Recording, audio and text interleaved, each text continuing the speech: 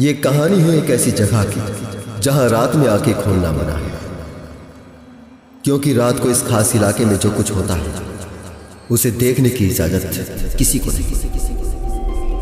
इस जगह के इस राज का आज तक कोई गवाह नहीं बन सका, क्योंकि जिसने भी ये राज जानने की कोशिश की वो इसकी हकीकत दूसरों को बताने के लिए जिंदा ही नहीं रहा।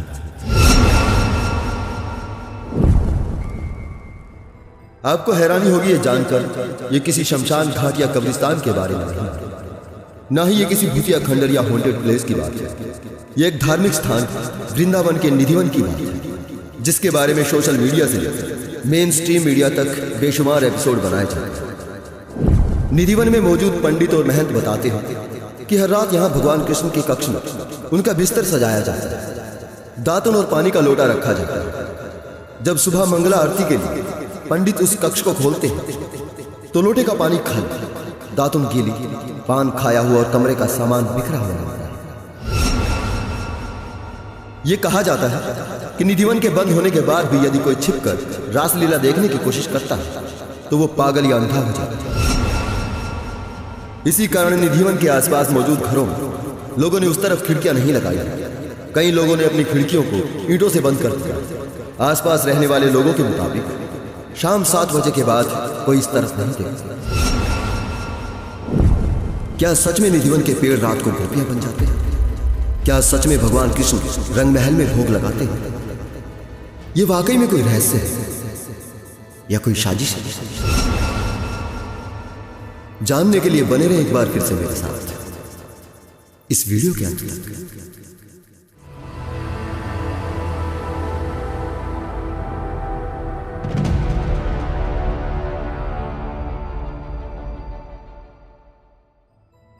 एक कहावत है, दूर के ढोल सुहावने लगते हैं।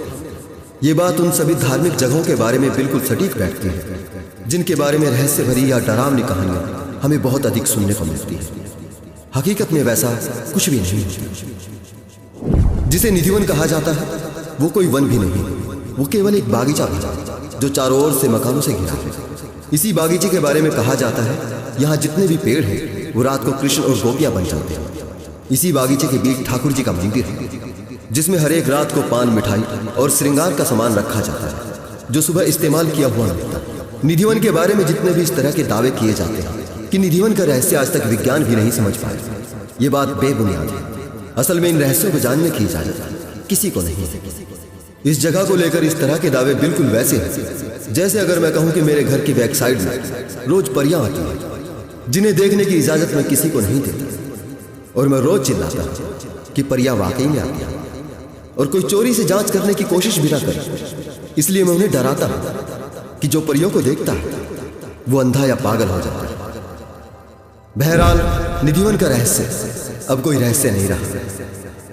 गौरव जो नाम से एक लड़का एक ब्लॉग चैनल चलाता है। इसने अपने कुछ साथियों के साथ निधिवन की दीवार फांदकर इस जगह का वीडियो रिकॉर्ड किया, जिससे इस बात का खुलासा हो गया था कि यहाँ कोई रासलीला नहीं होती। ये भेद खुलने के बाद निधिवन के पुजारियों ने इस पर केस भी कर दिया था, जिसके बाद उसे अपने चैनल से वो वीडियो हटाना पड़ा था। लेकिन वो वीडियो आज भी कहीं दूसरे चैनल पर देखा जा सकता है। इस वीडियो की शुरुआत में जब गौरव ने एक कश्ती चलाने वाले से निधिवन के चमत्कार के बारे में पूछा तो उसका जवाब क्या था, खुद ही सुनिए। तो ये सीन है, मैंने सुना है भाई इसमें ना रासलीला होती है निधिवन में, और कोई उसे देख लेता तो अंधा हो जाता है। अब देखो वृंदावन में क्या है कि जो तो घर वगैरह भी दीवार तो अब बनी है, हाँ। बातें पहले तो खाली होती है, हाँ। वहाँ समझ क्या है कि ऐसा कुछ नहीं है, तो है भी और नहीं भी। वहां के लोग इसकी हकीकत जानते हैं पर खुलकर नहीं कहते, क्योंकि इन अफवाहों से उनका रोजगार जुड़ा है। आगे इस वीडियो में गौरव अपने साथियों के साथ निधिवन की दीवार फांदकर बागीचे में घूमते नजर आते हैं जहां पर कोई भी रासलीला नहीं हो रही थी। आगे ये लोग उस मंदिर में भी झांकते हैं जहां दातुन, पानी का लोटा और मिठाई वगैरह रखी जाती है। वहां की वीडियो रिकॉर्ड करते वक्त इन्हें वहां कुछ भी अलौकिक नजर नहीं आया, और इन सभी की आंखें आज भी सलामत है। निधिवन के बारे में जब ये दावा किया जाता है कि भगवान यहां रास रचाते हैं तो लोग भूल जाते हैं यहां उन कृष्ण भगवान की बात हो रही होती है जिनके बारे में हमें बचपन से बताया गया है कि जब कभी भी धर्म की हानि होती है वो अवतार लेते हैं, जिन्होंने धर्म की रक्षा हेतु महाभारत का युद्ध करवाया था, जिन्होंने एक द्रौपदी के लिए लाखों लोगों को मरवाया था। आज दुनिया में हर तरफ धर्म का नाश हो रहा है। नारी अस्मिता कहीं भी सुरक्षित नहीं है। छोटी छोटी बच्चियों तक को नोचा जा रहा है। आज दुनिया के सभी धर्म खतरे में हैं और सबसे ज्यादा हिंदू धर्म खतरे में। अगर उन भगवान कृष्ण ने धर्म की रक्षा हेतु अवतार ले लिया तो फिर वो रात के अंधेरे में पान क्यों जमा रहा है? जाहिर है ऐसा कोई भगवान नहीं हो सकता। तो फिर सवाल उठता है, प्रसाद को भोग कौन लगा रहा है? इसे समझने के लिए निधिवन की शाम का पूरा सीन समझिए। हर शाम निधिवन के पुजारी किसी जादूगर की तरह दर्शकों की भीड़ के सामने प्रदर्शन करते हैं कि कैसे में कई बड़े बड़े ताले लगाकर मंदिर के दरवाजे बंद कर देते हैं। इसके बाद में उस जगह को खाली करने के लिए कहते हैं और वहां रुकने से मना करते हुए वहां मौजूद भक्तों को धमकी भरी कहानियां सुनाते हैं कि कैसे यहां रात में रुकने वाले लोग मर जाते हैं, पागल या अंधे हो जाते हैं।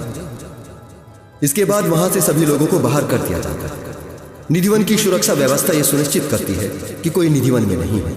और फिर सुबह दर्शकों की भीड़ के सामने पुजारी मंदिर के दरवाजे को खोलते ये बताते हुए कि मंदिर में भगवान भोग लगा कर गए हैं। और फिर वो एक एक सामान भक्तों को दिखाते हैं कि देखिए पान खाया हुआ है, मिठाई भी खाई हुई है, बिस्तर की चादर भी थोड़ी इधर उधर है। ये देखकर भक्त सोचते हैं दरवाजा बंद था, चाबियां पुजारी के पास थी, कोई अंदर नहीं गया, कोई बाहर भी नहीं है, और फिर भी प्रसाद को भोग लगा हुआ। भक्त झूमने लगते, भगवान की जय जयकार होने लगती है। लेकिन भक्त इतना नहीं सोचते। एक जादूगर को अपनी ट्रिक कामयाब बनाने के लिए, यानी दर्शकों की आंखों में धूल झोंकने के लिए 5 से 10 सेकंड ही चाहिए होते हैं। लेकिन महंत और पुजारियों के पास इस चमत्कार को अंजाम देने के लिए एक पूरी सुरक्षित रात होती है जहां देखने वाला कोई नहीं होता। निधिवन में बहुत से न्यूज चैनल जांच करने के बहाने टीआरपी बटोरते रहते हैं। इनमें से एक आध कोई ऐसा भी होता है जो इस रहस्य से पर्दा उठाने की कोशिश करता है। न्यूज 18 के एक पत्रकार ने जब रात के समय मंदिर में कैमरा लगाने की बात कही तो इसके लिए पुजारी ने साफ मना कर दिया। फिर पत्रकार ने कहा कि रंग महल में लगाए जाने वाले 7 तालों में से एक ताले की जगह उसे वो ताला लगाने दिया जाए जिसे वो अपने साथ लेकर आया है, जिसकी चाबी उसके पास ही रहेगी। लेकिन इसके लिए भी पुजारी ने साफ मना कर दिया। अब यहां पर सवाल खड़ा होता है, मंदिर में कैमरा क्यों नहीं लगाने दिया जाता? रंग महल के दरवाजे पर अपना ताला क्यों नहीं लगाने दिया जाता? इस बात की पूरी संभावना है यह कोई स्कैम ही हो सकता है जिसे आस्था की आग मंदिर के पुजारी और महंत ही अंजाम दे रहे हैं। इसे और भी ठीक से समझने के लिए वृंदावन की आर्थिक व्यवस्था को समझिए, जिसके बारे में क्योरा पर देवनारायण आचार्य, जो कि मूल रूप से वृंदावन के रहने वाले हैं, वो लिखते हैं कि अगर आप कभी वृंदावन में जाएंगे तो आपको वहां बहुत से लोग पंडागिरी करते मिलेंगे। अगर आप उनकी सेवाएं लेंगे तो आपको उनसे बहुत ही आश्चर्यचकित करने वाली विचित्र कहानियां सुनने को मिलेंगी। साथ ही वो वृंदावन में वर्तमान में होने वाली कई चमत्कारी घटनाओं का दावा भी करेंगे। आपको वो पंडित जिस तरह के मंदिरों में ले जाएंगे वो सभी पुराने और मान्यता प्राप्त मंदिर नहीं होंगे। वो आपको छोटी छोटी गलियों में खुद से स्थापित घरेलू मंदिरों में ले जाएंगे। शुरू में वो आपसे बहुत ही छोटी फीस लेंगे, लेकिन जब वो आपको अलग अलग मंदिरों में ले जाएंगे वहां आपसे अच्छी खासी मात्रा में धन वसूला जाएगा। आपसे कुछ पुजारी संकल्प करा लेंगे और फिर गौ सेवा, ब्राह्मण सेवा, विधवा सेवा आदि के नाम पर आपसे बहुत ही मोटा दान वसूला जाएगा। और इन सभी दान की राशियों में आपके पंडे का हिस्सा भी होगा जो उसे बाद में दिया जाएगा। कहने का अर्थ है वृंदावन की पूरी अर्थव्यवस्था इस तरह की कहानियों पर ही टिकी है, इसलिए ये कहानियां प्रचारित की जाती है। तो दोस्तों, कुल मिलाकर कंक्लूजन यही है कि निधिवन का जो भी रहस्य है उसके पीछे कारण अलौकिक नहीं है बल्कि आर्थिक है। मैं जानता हूं कुछ समझदार हिंदू ही इस सच को स्वीकार कर सकते हैं, अधिकतर हिंदू मेरा विरोध ही करेंगे। इसलिए अब कुछ सवाल मैं अपने उन हिंदू भाइयों से करना चाहता हूं जिन्हें हिंदू धर्म की बड़ी चिंता रहती है। अगर आप लोगों को पूरा यकीन है कि भगवान वृंदावन में रहते हैं और ये चमत्कार करते हैं तो आपको ये सच दुनिया के सामने लाना चाहिए। मेरा विरोध करने से पहले खुद वहां जाकर सीसीटीवी कैमरे लगवाने चाहिए। अगर ये सच है और ये सच दुनिया के सामने आता है तो जरा सोचिए ये हिंदू धर्म के लिए कितनी बड़ी बात है।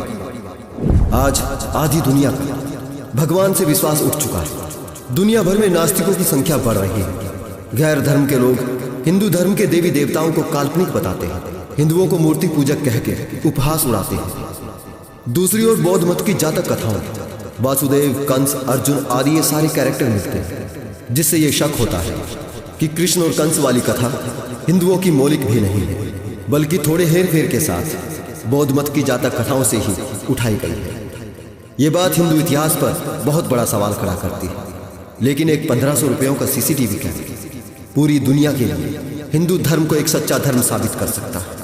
मैं हमारे देश की सभी सनातनी संस्थाओं से पूछना चाहता हूँ कि आप खुद वहां जाकर सीसीटीवी कैमरा लगा पूरी दुनिया को कृष्ण के होने का सबूत क्यों नहीं देते? अगर आप इस चमत्कार का सीधा प्रसारण करते हैं तो न केवल भारत को बल्कि पूरी दुनिया को हिंदू राष्ट्र बनाया जा सकता है।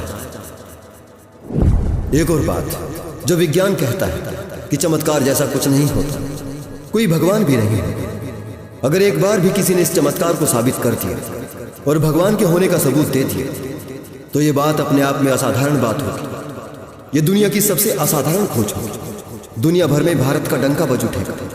सारी दुनिया का पूरा विज्ञान भारत के कदमों में झुक जाएगा। आप दुनिया की सबसे बड़ी खोज को दुनिया के सामने क्यों नहीं लाते? और अगर आप जानते हैं कि ये झूठ है, पाखंड है, आस्था के नाम पर लोगों को ठगा जा रहा है, और ये जानते हुए भी आप चुप, तो फिर आप ही हिंदू धर्म के सबसे बड़े दुश्मन हैं, क्योंकि झूठ के सहारे कोई धर्म खड़ा नहीं रह सकता। और अब अंत में जो लोग आज भी इस तरह के चमत्कारों में यकीन करते हैं, मैं उन लोगों से इतना ही कहूंगा, जो पर्दे या रात के अंधेरे में होता है वो चमत्कार नहीं होता, वो धोखा होता है। कहीं कोई ऐसा रहस्य नहीं है जो किसी को अंधा बना दे। लोगों को केवल आस्था के नाम पर अंधा बनाया जाता है। बाकी आप सबकी राय क्या है मुझे कमेंट करके जरूर बताएं।